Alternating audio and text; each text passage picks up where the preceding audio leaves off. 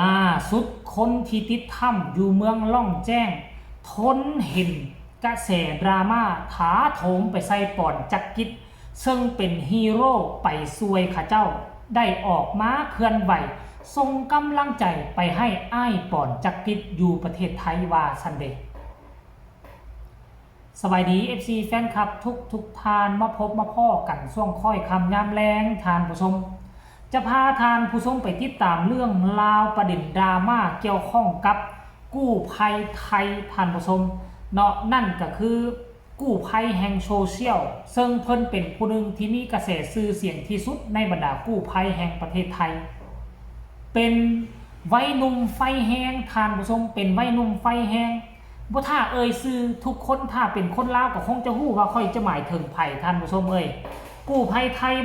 มีบ่กี่เท่าไหร่คนที่พวกเฮาจื้อหน้าจำตาและจื้อชื่อได้เนาะปัจจุบันนี้กำลังเป็นกระแสฮ้อนแฮงและประเด็นดราม่าถาโถมเข้ามาในชีวิตบ่แตกต่างจากเจ้น้องอยู่ประเทศลาวเลยท่านผู้ชมเอ้ย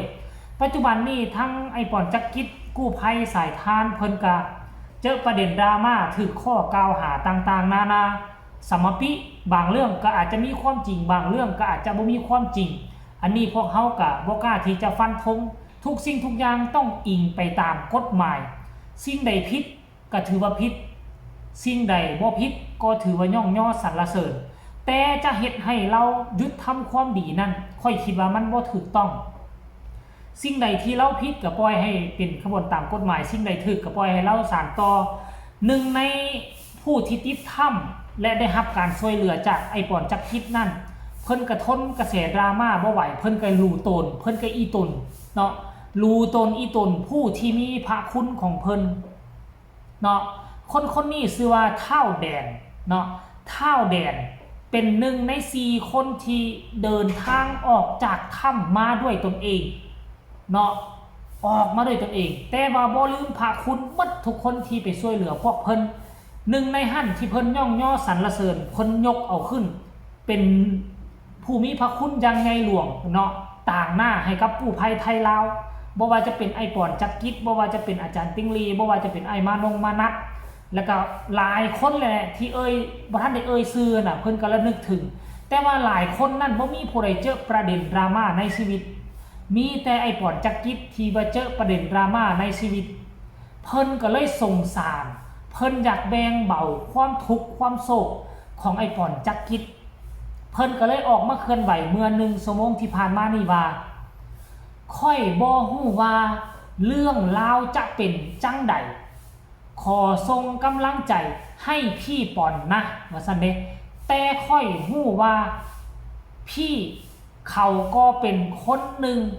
คนที่มาช่วยผู้ประสบภัยที่สปป.ลาวโดยที่บ่หวังผลตอบแทน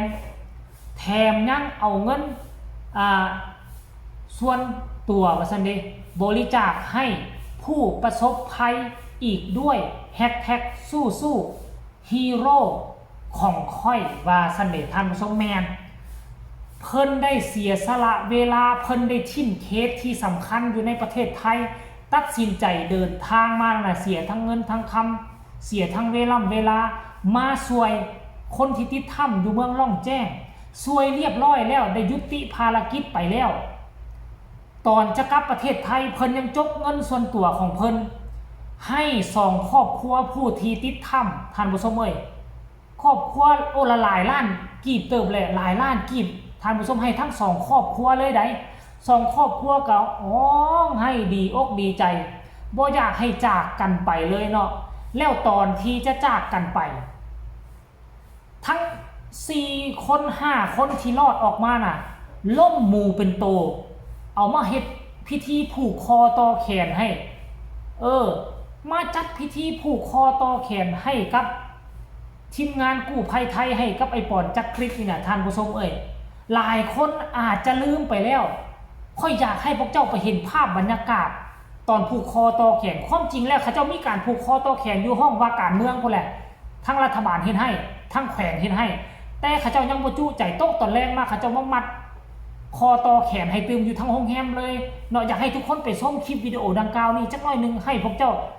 ฟื้นคืนความจำว่ามันเป็นภาพบรรยากาศแนวใดแล้วจะมาพอกันในช่วงต่อไปเชิญไปชมเลยกิเลสอันนี้สวัสดีเทกีบันนี้คุณตานี้มีใจตึงซอยยินสะอ่อนโผอมอังอวดบอนให้แก่บรรดาทานผู้ทรงคุณธรรมาผู้ข้าหักนวอนคอยปากขอนดวงอันนี้เทศ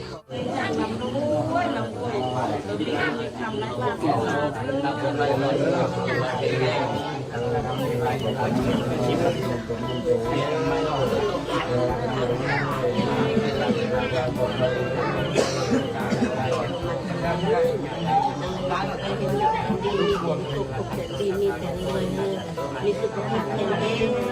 นายเกิดจากกินเลยแต่พอได้คือคนมันอย่างคนสบายเลยได้มาแล้วก็มาเลยมาเข้ากันเลยก็เขาอีกอะไรมาคือแม่นี่ก็ได้มาได้มาคุณนี่ดูพอแม่นี่ดีมามันเขามักคำเขาเลยเอาอีกหลังอะไรนี่มันเป็นอะไรเสียงคือเป็นอาการนี่ทางที่รังด้วยเด้อ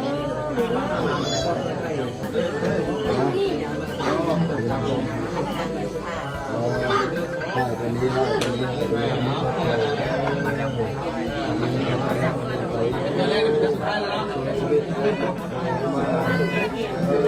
แต่จะมาสร้างเลยสุขภาพแข็งลำด้วยเลยเริ่มมาเงินมาสร้างแล้วจะยุบคู่ปลาเด้อกับเพื่อนไหน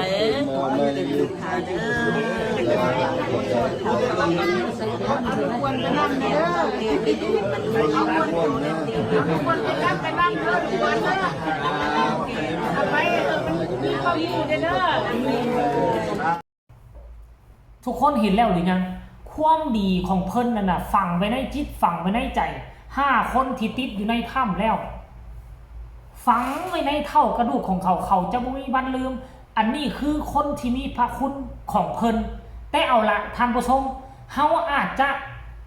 เฮ็ดความดีให้กับคนกลุ่มหนึ่งแต่เฮาอาจจะไปแตะไปต้องอาจจะบ่ถึกอกบ่ถึกใจของคนอีกกลุ่มหนึ่งมันก็เป็นไปได้คนอยู่ในโลกนี่แม้แต่กระทั่งค่อยเฮ็ดคลิปเฮ็ดข่าวนะอาจจะทึกใจกลุ่มคนเหล่านี้แต่อาจจะไปขีนหูขีนตาของคนอีกกลุ่มหนึ่งมันก็มีเส้นเดียวกันในการทำคลิปทำข่าวของค่อยก็เส้นเดียวกันอันนี้คือความรู้สึกความในใจเนาะ4-5 คนที่รอดออกจากถ้ำทรงกำลังแห้งใจในเมื่อฮีโร่ของเพิ่นเนาะเจอประเด็นดราม่าในชีวิตขอให้มีกำลังใจสู้ๆเนาะอาจจะ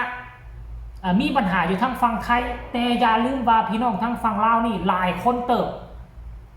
พร้อมที่จะยืนเคียงข้างและส่งกำลังแห้งใจไปให้เจ้าการที่เว้าแบบนี้บ่ได้หมายความว่าจะพร้อมเอาเวลาที่เรา